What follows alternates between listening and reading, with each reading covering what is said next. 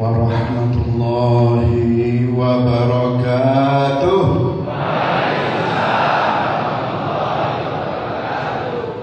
Alhamdulillah alladzi hadana ila al-aqidah al-mahmudah wa hiya aqidatu salafina salih al-ma'rufah bi'aqidah ahli sunnah wal jamaah.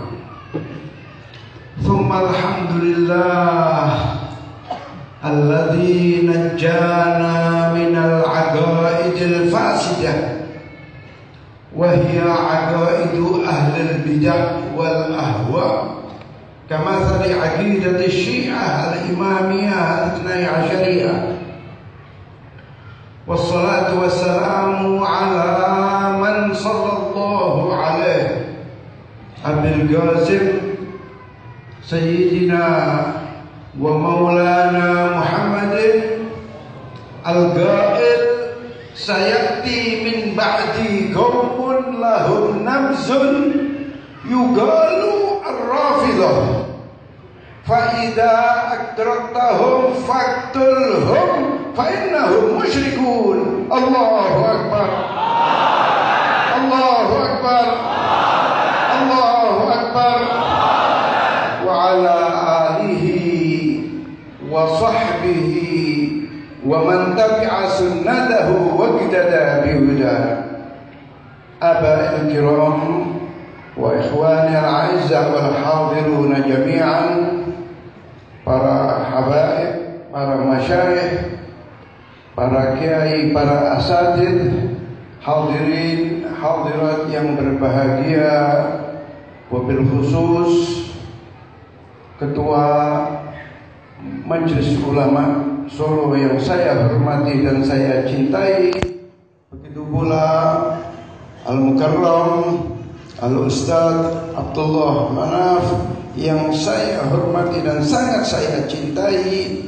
Tidak lupa saudara moderator yang saya banggakan, dan apabila juga berkenan hadir para pejabat dan para aparat yang saya hormati. Ma'asyiral hadirin wal hadirat rahimakumullah.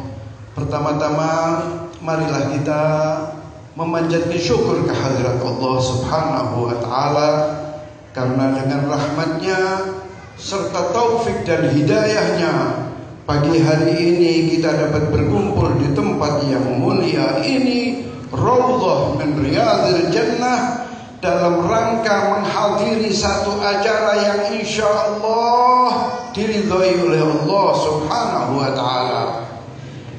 Satu acara yang dapat menyenangkan hati junjungan kita Nabi besar Muhammad sallallahu alaihi wasallam. Bagaimana tidak menyenangkan hati Rasulullah? Sedang acara ini kita adakan dalam rangka membuktikan cinta kita kepada beliau Rasulullah sallallahu alaihi wasallam.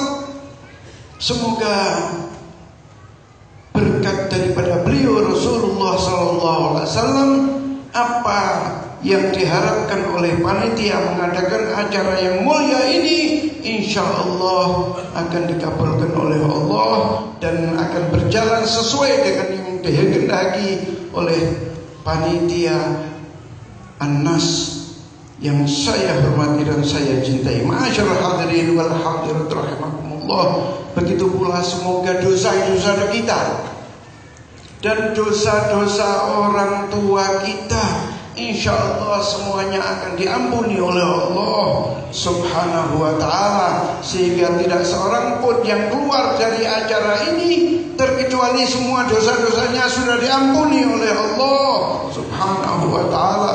Begitu pula yang sakit dari kita, semoga diberikan kesembuhan, terutama orang-orang tua kita, guru-guru kita, semoga mereka diberikan as-sihhah wal afiyah sehingga dapat terus membimbing kita. Ma'asyiral hadirin wal hadirat rahimakumullah. Kita akhir-akhir ini bahkan sudah berjalan berbulan-bulan selalu disuguhi di televisi-televisi kita kekejaman satu penguasa, satu pemerintahan yang bertindak kejam terhadap rakyatnya. Begitu kejamnya pemerintahan di Syria ini terhadap rakyatnya, tidak pandang bulu, yang tua, yang muda, ibu-ibu, laki-laki, anak-anak, bahkan bayi-bayi dihabisi oleh mereka. Begitu kejamnya. Tidak pernah kita saksikan di dunia ini ada kekejaman sebagaimana yang terjadi di Syria saat ini. Mengapa? Mengapa kok ada satu pemerintahan bertindak kejam terhadap rakyatnya? Satu pemerintahan yang juga mengaku Muslim bertindak kejam terhadap rakyatnya yang juga Muslim. Apa sebabnya? Mengapa mereka bertindak yang demikian itu? Ma'asyiral hadirin wal hadirat rahimakumullah. Masalahnya hanya satu, yaitu karena rakyatnya berakidahkan ahli sunnah wal jamaah, sedang pemerintahannya, penguasanya adalah berakidahkan Syiah. Begitu kejamnya mereka, orang-orang Syiah itu terhadap ahli sunnah. Tidak ada satu kelompok memusuhi kelompok lain sebagaimana yang dilakukan oleh kelompok Syiah terhadap kelompok ahli sunnah. Begitu bencinya mereka itu kepada ahli sunnah, dan penyakit itu akan masuk ke diri seorang Syiah sejak dia terkena wabah Syiah. Begitu bencinya, tidak pandang bulu, bahkan anak-anak yang masih kecil. Ya Allah, tidak cukup bertindak demikian, minta bantuan sesama negara Syiahnya. Didatangkan pasukan dari Iran, dari Lebanon, dari Irak, bersama-sama datang untuk membasmi ahli sunnah wal jamaah di Iran. Ini yang terjadi terhadap ahli sunnah di Syria. Bagaimana mereka bertindak kejam, tidak manusiawi. Bahkan ibu-ibu, gadis-gadis diperkosa. Tidak hanya sekedar diperkosa di hadapan suaminya, di hadapan ayahnya. Perbuatan zalim yang tidak pernah dilakukan oleh manusia, meskipun bukan orang Islam. Tidak cukup mendatangkan sesama negara Syiahnya, mendatangkan negara komunis, mendatangkan dari Rusia, dari RRT yang berpaham komunis, di mana mereka memang tidak suka kepada muslimin. Mereka bombardir. Bagaimana kita saksikan di Aleppo, hampir seluruh kota ini hancur, dibombardir oleh mereka.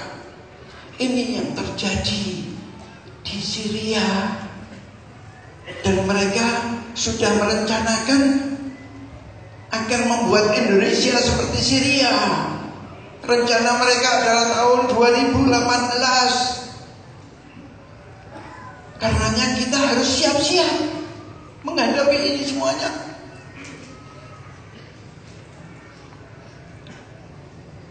Begitu kejamnya ma'asyiral hadirin wal hadirat orang-orang Syiah ini. Betul-betul bukan manusia yang kita sering mendengarkan Syiah bertindak kejam di sana. Tapi apakah kita ini tahu apa itu Syiah yang sebenarnya?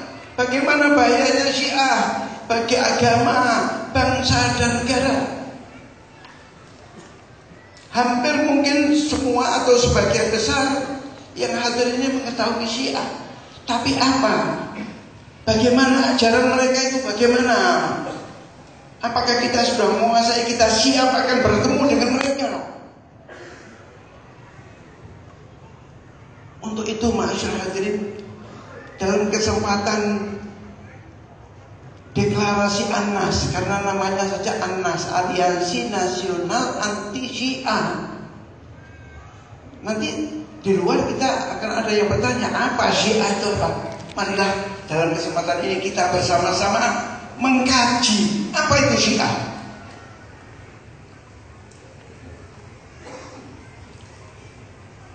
Ma'asyiral hadirin wal hadirat rahimakumullah. Untuk itu mari kita bersama-sama mengkaji satu aliran yang sedang dikembangkan di Indonesia. Satu aliran yang akibat dari ajaran-ajarannya telah merusak persatuan umat Islam. Yang akibat dari ajaran-ajarannya sangat meresahkan muslimin Indonesia, yaitu aliran Syiah. Lengkapnya Syiah Imamiyah Itsna Asyariyah. Jadi yang sedang berkembang sekarang di Indonesia ini Syiah Imamiyah Itsna Asyariyah, atau Syiah Ja'fariyah, atau Syiah Humainiyah, atau Syiah Safawiyah, yang menggunakan nama samaran mazhab Ahlul Bait. Kalau namanya keren, sehingga banyak saudara-saudara kita yang tertipu, akhirnya terjerumus mengikuti aliran yang menyesatkan ini. Hanya saja ma'asyiral hadirin, mengkaji aliran Syiah itu berbeda dengan mengkaji aliran-aliran sesat yang lain. Karena di dalam aliran Syiah ini ada satu doktrin yang disebutkan oleh guru kita tadi, yaitu taqiyah. Taqiyah itu yang diucap dengan yang di dalam hati berbeda. Jadi sehingga hampir tidak ada mungkin di Solo ini tokoh-tokoh Syiah yang mengaku terang-terangan berakidah Syiah, padahal dia justru tokohnya. Bagi kami, kalau ada orang mengaku, apalagi ulama atau habib atau kiai, mengaku Sunni tapi membela Syiah, maka dia lebih berbahaya dan lebih jelek daripada orang-orang Syiah tersebut. Hal ini diterapkan di Indonesia. Hampir semua, tidak ada yang berani terang-terangan mengaku Syiah. Hanya akhir-akhir ini sudah mulai merasa agak kuat. Ada beberapa orang di Jakarta, di Bandung yang terang-terangan berani mengaku Syiah. Begitu pentingnya taqiyah itu bagi Syiah, bagi agama Syiah. Ulama mereka yang bernama Al-Kulaini, lengkapnya Muhammad bin Ya'qub Al-Kulaini, di dalam kitabnya Al-Kafi mengatakan inna tis'ata asy'ariddin fit taqiyah wala dina liman la taqiyah adalah 90% agama itu, kata Al-Kulaini, adalah taqiyah.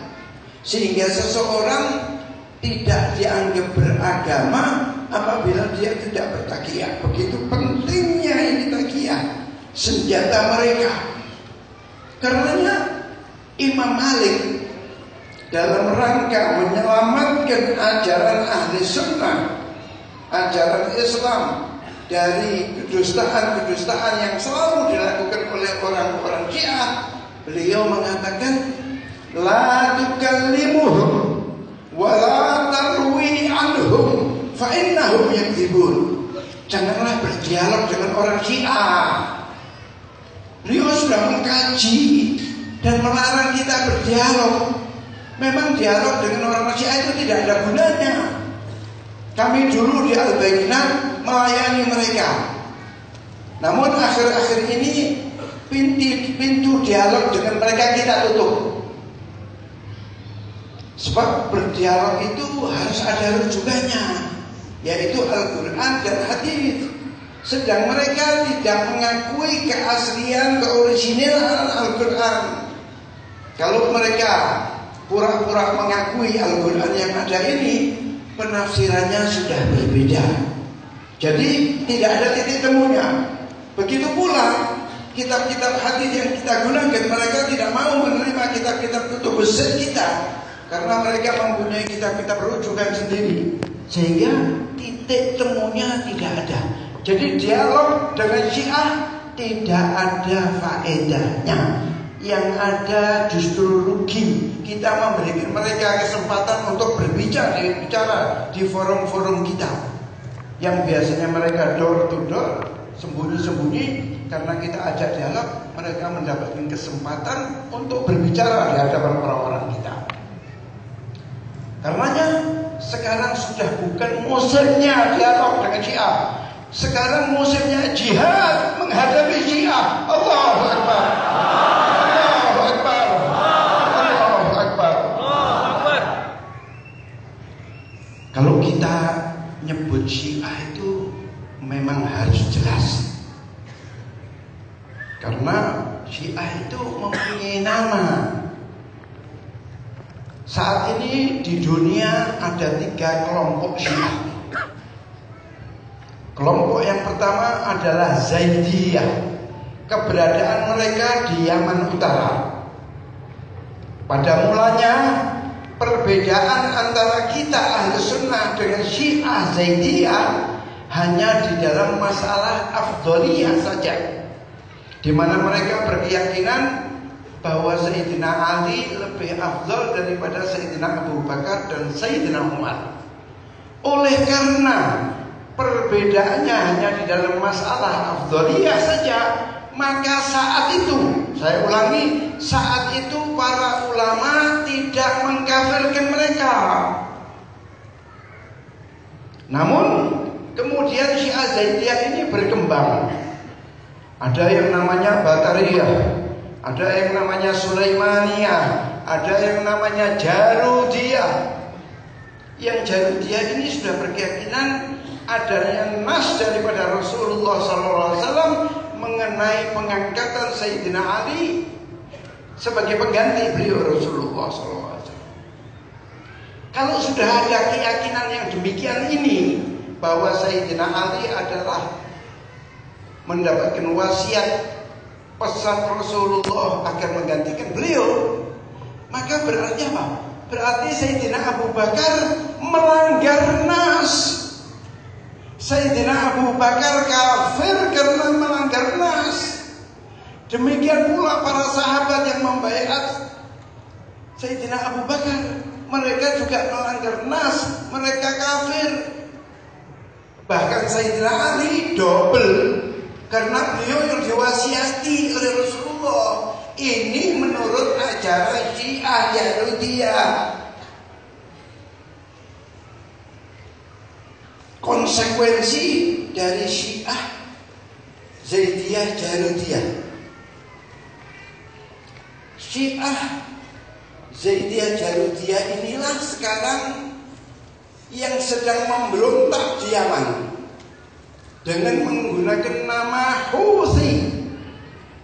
Houthi ini karena pemimpinnya pada mulanya namanya Badruddin Al-Houthi, mati di Iran sana.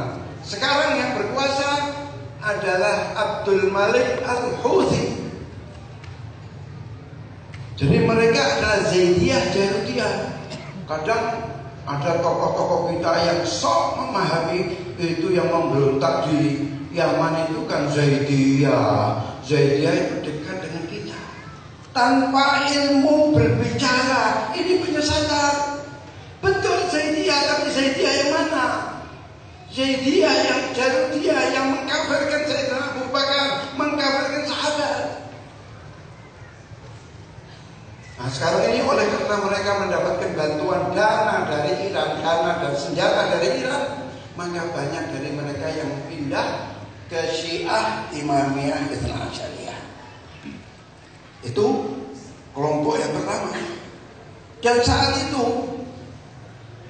para ulama, termasuk ulama habaib, yaitu Habib Abdullah Al-Haddad, beliau diminta oleh tokoh-tokoh di Hadramut untuk menyusun zikir dalam rangka menolak ajaran Syiah Zaidiyah ke Hadramut. Akhirnya beliau menyusun zikir yang dikenal dengan Ratib Al-Haddad. Jadi Ratib Al-Haddad itu disusun dalam rangka menolak faham Zaidiyah. Dan alhamdulillah berkat ratibnya dan berkat beliau, Zaidiyah tidak sampai berkembang di Hadramaut. Begitu pula habaib-habaib yang lainnya pernah memerangi. Ada tokoh habaib yang namanya Syekh Abu Bakar bin Salim, itu angkat senjata melawan Syiah Zaidiyah. Jadi tidak benar kalau ada yang matkul kita bertahun-tahun bertetangga dengan Zaidiyah. Tidak ada apa. Salah, tidak memahami. Inilah yang menyesatkan umat ini. Hanya sekedar mengetahui sebagian ajaran Zaidiyah, dia sudah berani mengeluarkan fatwa. Itu tadi kelompok yang pertama Zaidiyah. Kelompok yang kedua adalah Ismailiyah. Ismailiyah ini berkembang di India dan Pakistan dengan nama Buhroh. Di Timur Tengah namanya Nusairiyah. Ada yang namanya Drus. Jadi Nusairiyah ini sempalan dari Syiah Ismailiyah. Tadi di Syria menggunakan nama Alawiyun. Nah, ini ada kesalahpahaman. Kalau Alawiyun itu dikira habaib di Syria, itu salah. Kalau habaib itu Alawiyun nasab. Nasabnya bersambung kepada Habib Alwi bin Ubaidillah bin Ahmad Al-Muhajir. Sedang yang di Syria adalah Alawiyul Madhab, sempalan dari Nusairiyah, sempalan dari Ismailiyah. Begitu kejamnya mereka terhadap rakyatnya. Di Mesir dulu ada Fatimiyun, itu juga sempalan dari Syiah Ismailiyah. Di abad ketiga ada yang namanya Syiah Goromito. Syiah Goromito ini yang pernah mencuri Hajar Aswad, sehingga Hajar Aswad itu pernah hilang 18 tahun. Alhamdulillah bisa kembali. Dicuri oleh Syiah Goromito. Bagaimana mereka mengadakan pembunuhan di halaman Ka'bah. Muslimin dibantai di halaman Ka'bah. Begitu kejamnya memang Syiah ini. Allah, satu aliran yang sangat-sangat kejam terhadap ahli sunnah, terhadap muslimin. Kalau kita mengatakan muslimin itu ya ahli sunnah. Ahli sunnah itu ya muslimin itu. Kalau Syiah ini adalah sempalan dalam Islam, yang dalam istilah agamanya disebut ahlul bidah. Bagaimana? Termasuk tokoh NU Kiai Hasyim Asy'ari ketika menyusun Qanunul Asasi li Jam'iyat Nahdlatul Ulama, beliau sudah terang-terangan mengatakan bahwa Syiah Zaidiyah dan Syiah Imamiyah ini adalah ahlul bidah. Beliau sudah mengatakan bahwa mereka itu sesat. Jadi kalau ada sekarang orang NU, apalagi pengurus NU, apalagi pengurus masjid, mengatakan Syiah tidak sesat, maka berarti dia telah berkhianat kepada pendiri Nahdlatul Ulama, Kiai Hasyim Asy'ari. Siapapun orangnya, baik yang namanya Said Akil, baik yang namanya Habib Lutfi, baik yang namanya siapa itu pengurus Masjid Agung Solo itu kepandaian tokoh-tokoh Syiah melobi beliau sehingga beliau melarang untuk mengadakan acara ini. Beliau tidak ada hak, itu haknya muslimin. Masjid Jami Agung Solo adalah haknya muslimin seluruh Solo, semua berhak. Kalau dia tidak paham Syiah, suruh belajar.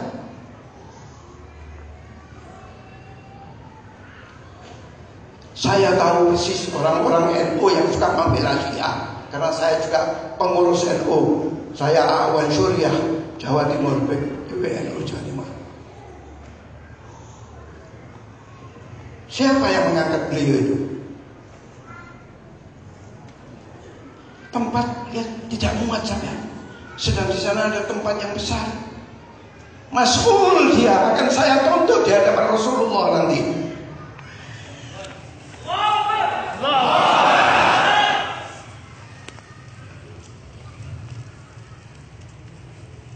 Itu tadi Syiah Ismailiyah yang kelompok yang kedua. Kelompok yang ketiga adalah Syiah Imamiyah Itsna Asyariyah yang menggunakan nama samaran Mazhab Ahlul Bait yang berpusat di Iran dan sedang dikembangkan di Indonesia. Sehingga di Indonesia apabila kita nyebut Syiah, maka yang dimaksud adalah Syiah Imamiyah Itsna Asyariyah atau Syiah Ja'fariyah. Syiah inilah ma'asyiral hadirin yang paling sesat dan menyesatkan, yang berbahaya bagi agama, bangsa, dan negara.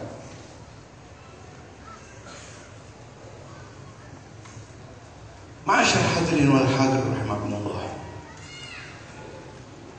Apabila kita ini tidak siap-siap menghadapi yang kita tonton, kita saksikan di televisi-televisi kita, bagaimana kekejaman orang-orang Syiah terhadap kita. Ini sebetulnya kewajiban para ulama. Ulama ini wajib datang menyelamatkan umat, untuk menyelamatkan faham Syiah yang menyesatkan ini. Dan juga para aparat, para pejabat harus mengambil sikap yang lebih tegas terhadap Syiah. Karena apabila mereka tidak mengambil sikap yang tegas terhadap Syiah, maka apa yang terjadi di Syria, di Aleppo, akan terjadi di Indonesia, yaitu saling bunuh antara ahli sunnah dengan Syiah. Maaf ya.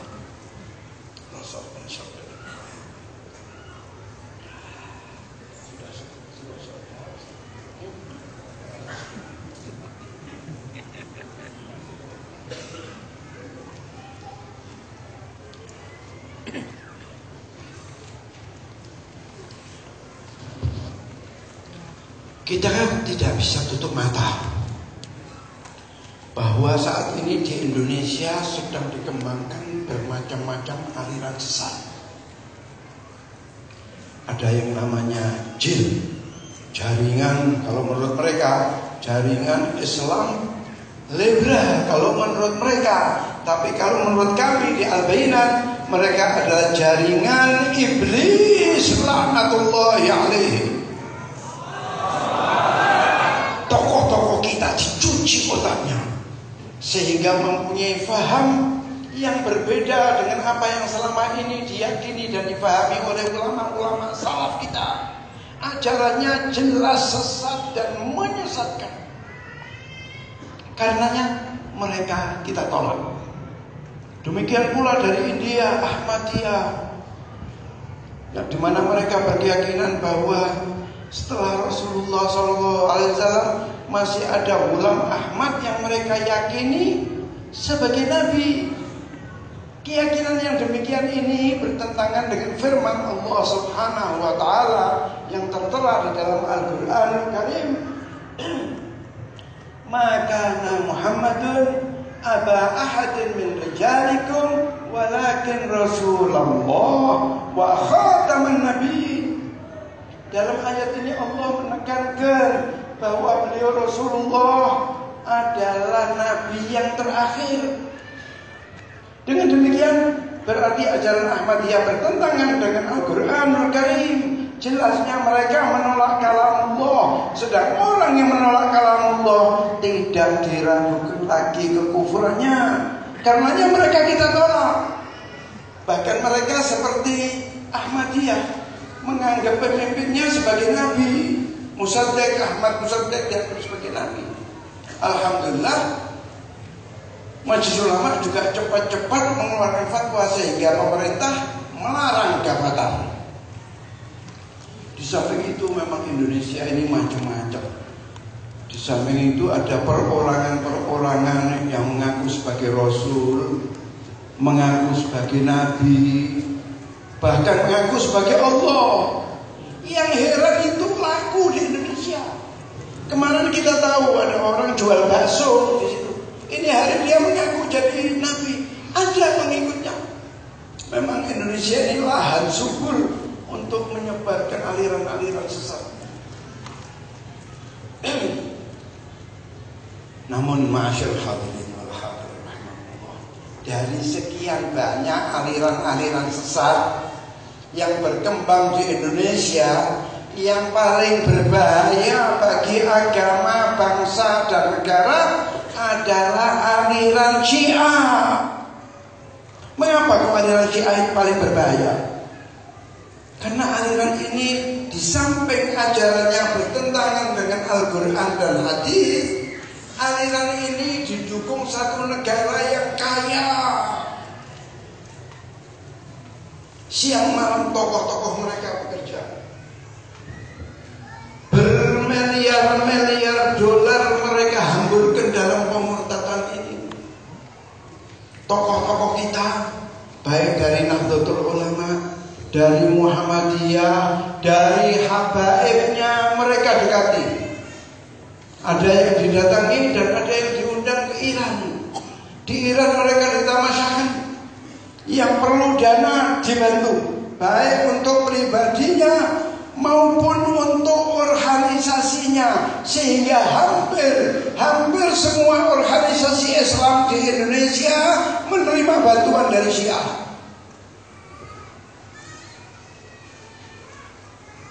Beasiswa diberikan. Dasar kita ini suka berebut beasiswa tanpa memikirkan akibatnya. Anak-anak kita, saudara-saudara kita kirim ke Iran untuk belajar.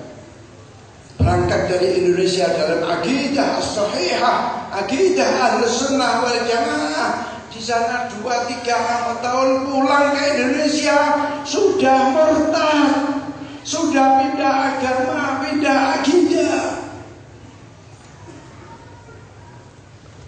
Tokoh-tokoh kita tadi dari NU, dari Muhammadiyah, dari habaibnya, dari cendekiawannya yang ditamasyakan ke Iran ini tidak diberitahu berapa banyak ulama ahli sunnah di Iran yang dibantai oleh rezim Khomeini, dan berapa banyak ulama ahli sunnah di Iran yang sampai sekarang mendekam di penjara-penjara di Iran.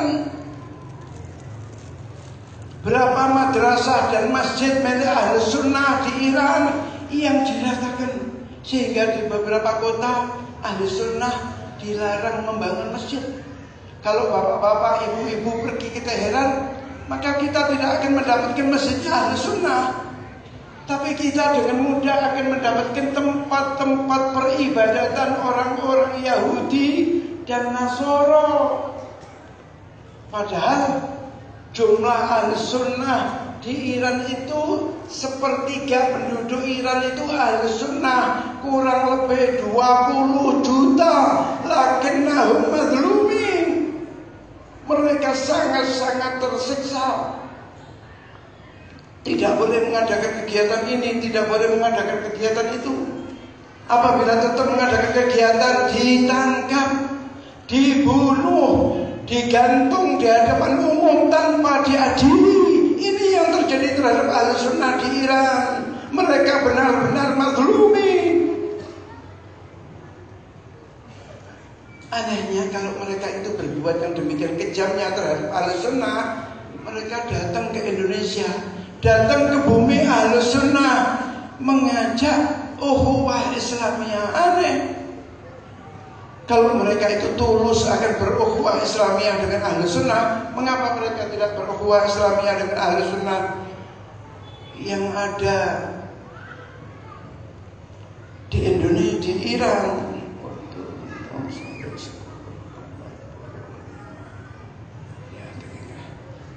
tinggal 10 menit ya sudah, apa boleh buat. Memang kalau mau bahas Syiah itu 1 hari tidak bakal selesai. Tadi guru kita bagaimana menyampaikan, tidak terasa 1 jam tidak terasa. Begitu banyaknya kesesatan-kesesatan Syiah.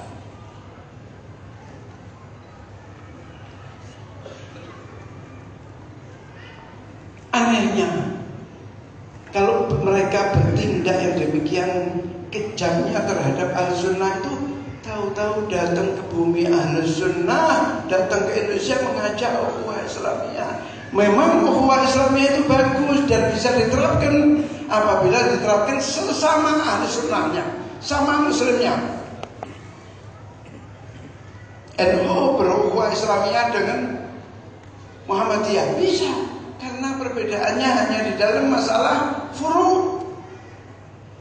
Tapi kita umat Islam Indonesia dengan Syiah Imamiyah Asy'ariyah yang di Iran ini perbedaannya di samping di dalam furu', di dalam usul.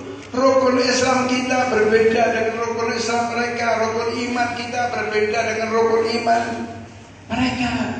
Kalau kita mempunyai rukun iman, amantu billahi wa malaikatihi wa kutubihi wa rusulihi wa bil yaumil akhir wa bil qadari khairihi wa syarrihi min Allah Ta'ala, maka rukun iman mereka 5 dan berbeda, yaitu at-tauhid, an-nubuwah, al-imamah, al-adl, al-ma'ad. Konsekuensi dari perbedaan rukun iman ini, maka mereka mengkafirkan kita. Dan sebaliknya kita juga mengkafirkan mereka karena perbedaannya di dalam usuluddin. Demikian pula rukun Islamnya berbeda. Kalau kita syahadatain, as-shalah, as-shaum, az-zakah, al-hajj, mereka juga 5 tapi berbeda. Mereka tidak ada syahadatain. Mereka as-shalah, as-shaum, az-zakah, al-hajj, wal wilayah.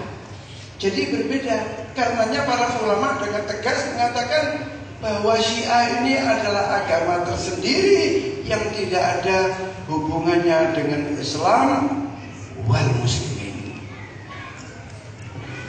Syiah ini ma'asyarul hadirin, mereka itu dikenal sebagai pengkhianat.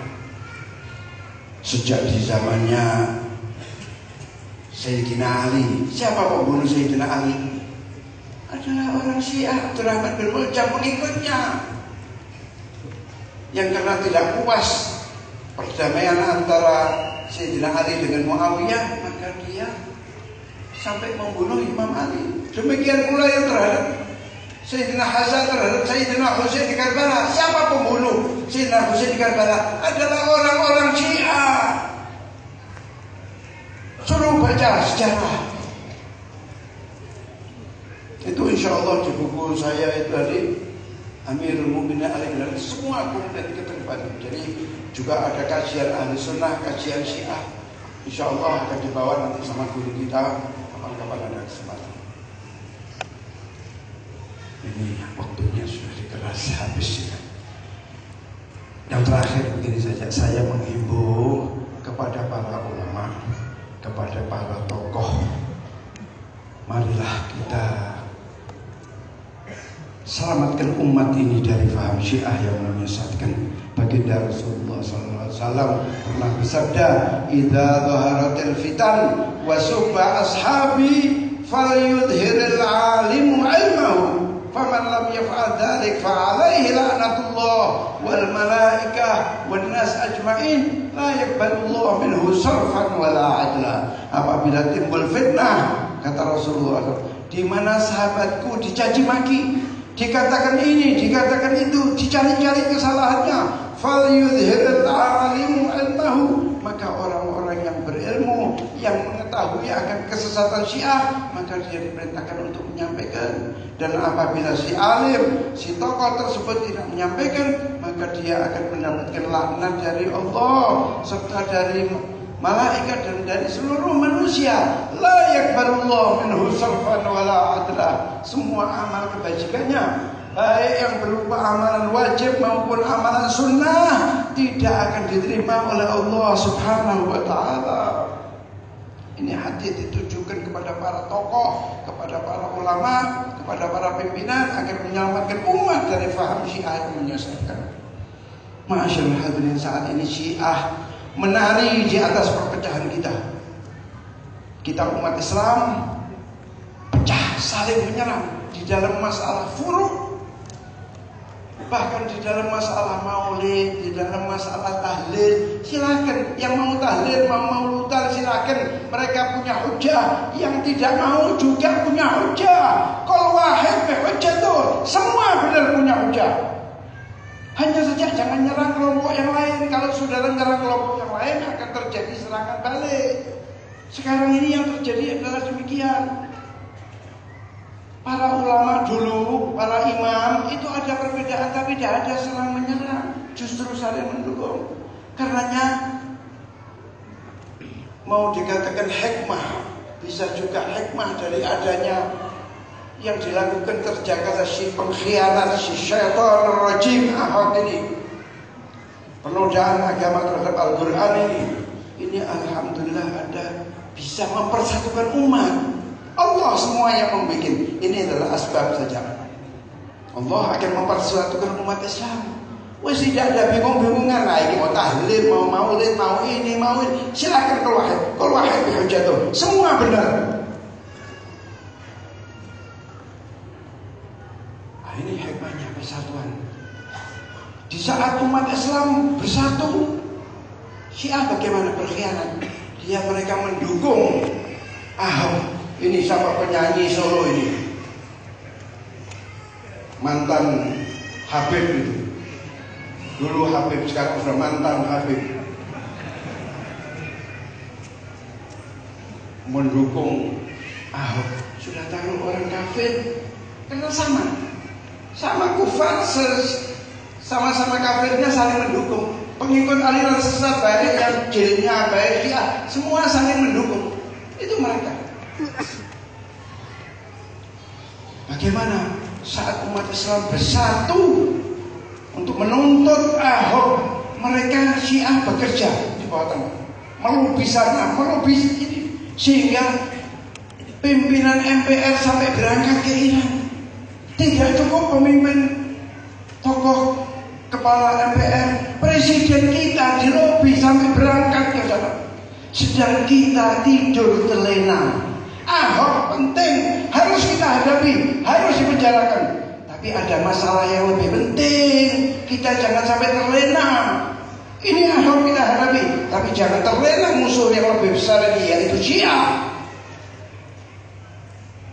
Pemerintah saat ini hanya bingung sama ISIS. NU Muhammadiyah sepakat ISIS berbahaya. Baik, ISIS berbahaya. Pemerintah melihat di televisi bagaimana ISIS angkat senjata, sehingga mereka pemerintah aparat sibuk dengan ISIS. Tapi kita terlena, ada musuh yang lebih besar daripada ISIS, yaitu Syiah. Sudah masuk ke sana-sana, masuk di pemerintahan, masuk di DPR, masuk ormas Islam, masuk partai-partai, melobi menteri, melobi presiden. Syiah jauh-jauh lebih berbahaya daripada ISIS dan lain-lainnya. Karena Syiah ini bukan hanya berbahaya bagi agama, tapi berbahaya bagi agama, bangsa, dan negara. Karenanya ini tugas ulama, melobi para aparat, para pejabat, sampaikan bahwa Syiah ini berbahaya. Bukan saja berbahaya bagi agama, tapi bagi bangsa dan negara. Mereka itu tidak tahu kewajiban tokoh-tokoh kita, ulama kita untuk melobi aparat. Insya Allah kalau mereka sudah tahu, maka mereka akan di barisan depan untuk melarang Syiah.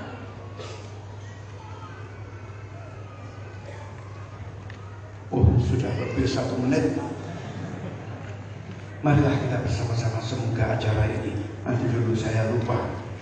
Ini semua keadaan yang membahayakan negara, membahayakan agama, membahayakan bangsa ini, maka dikarenakan mereka, tokoh-tokoh kita terpanggil untuk membuat satu wadah bagi umat Islam yang berhadapan dengan Syiah itu, yang siap membela agamanya, menyelamatkan umat dari faham-faham yang menyesatkan. Akhirnya para tokoh kita membentuk ANNAS, Aliansi Nasional Anti Syiah.